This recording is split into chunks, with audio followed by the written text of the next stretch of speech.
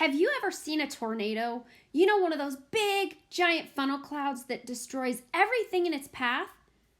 Well, today, with a special guest, we're going to show you how to make a tornado in a jar. Welcome back, everyone, to another episode of Miss Meriah's Adventures. Today, we are going to be showing you guys how to do a science experiment at home. We're going to be showing you how to make a tornado in a jar. So, the materials you will need for this project are a clear mason jar with a lid.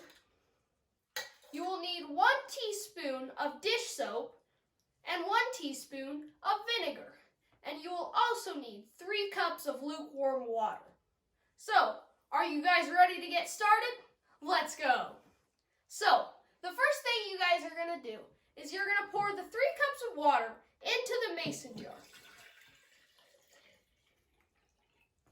You want to leave about a cup of space at the top so you can get a really big tornado. Then, you are going to add the 1 teaspoon of Dawn.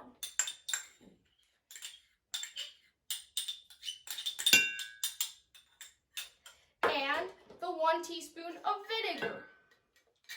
Then you are going to put the lid on the jar. You're going to grasp it firmly and you're going to swirl it around for 5 seconds. You see how it's spinning there and how it looks like a tornado right there? If you spin it even more, you'll get a bigger tornado. So, you might wonder, well, how does this happen? How do you put vinegar, dish soap, and water together and make a mini tornado? Well, when you add the vinegar and the dish soap and you spin it with the water in the jar, it will create a vortex in the center. For those of you who don't know, a vortex is a mass of whirling fluid or air. In this case, it is water. As the water spins, centrifugal force causes the water to spin around the vortex, causing a tornado. So, how are tornadoes made? Well, mostly, they start from thunderstorms. They need 2 different types of air, warm, moist air and cool, dry air.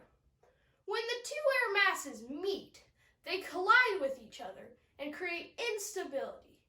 That creates rising air pushing against each other, and it makes them go fast one way or another, and they can be very deadly. But you can do it safely in your home with this science experiment. So, now, if you guys want to see more science experiments, then go ahead and click that like button and make sure to subscribe. If you want to see more science experiments on this channel, then go ahead and comment in the comment section below, and we may have a special surprise coming up. Now, if you want to try this experiment for yourself, we will put a link in the description below. I hope you've enjoyed today's adventure. Click here to watch our most recent video, and click here to watch a video that YouTube recommends for you, and click here to subscribe.